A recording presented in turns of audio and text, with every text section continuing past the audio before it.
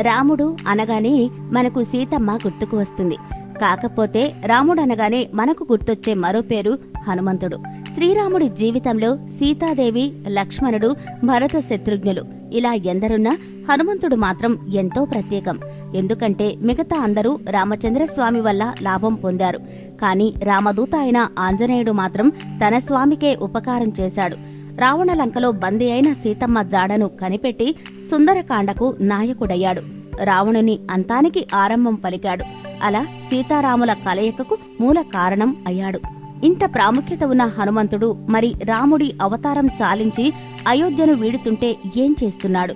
సరయూ నదిలో తమ్ముళ్లతో సహా దాశరథి శరీర త్యాగం చేస్తుంటే అంజనీపుత్రుడు ఎటు వెళ్లిపోయాడు? దీని వెనుక కథనం ఎంతో ఆసక్తికరంగా ఉంటుంది.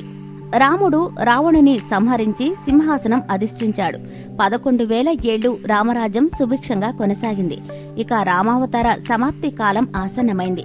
కాని యముడు అయోధ్యలో ప్రవేశించాలంటేనే భయపడ్డాడు. కారణం అపజయం ఎరుగని హనుమ.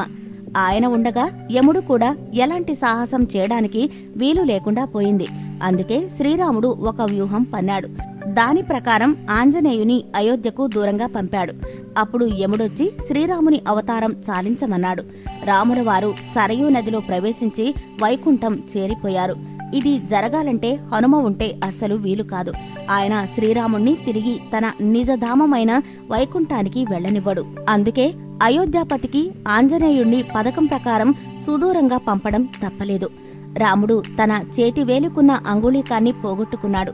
అది బ్రహ్మలోకంలో ఉంటుంది, తీసుకుని రమ్మని తన దాసుడికి చెప్పాడు. సంతోషంగా రామకార్యమై బయలుదేరిన ఆంజనేయుడు బ్రహ్మను చేరాడు. అక్కడ రాముని ఉంగరం ఇవ్వమని అడిగాడు. బ్రహ్మ మొదట ఒప్పుకోకపోయినా తరువాత వెదుక్కోమని ఒక సరస్సు చూపాడు. అందులో లెక్కలేనన్ని రామముద్రికలు ఉండడంతో హనుమంతుడు ఆశ్చర్యపోతాడు. అప్పటికే అన్నిసార్లు రామావతారం జరిగిందని, రాముడు భూమి మీదకు వచ్చిన ప్రతిసారి ఇలా ఇక్కడ ఒక అంగుళీకం వచ్చి చేరుతుందని గ్రహిస్తాడు. మారుతి వెనుదిరుగుతాడు. కాని అప్పటికే రాముడు సరయూ నదిలో ప్రవేశించి అవతార సమాప్తి చేసేస్తాడు.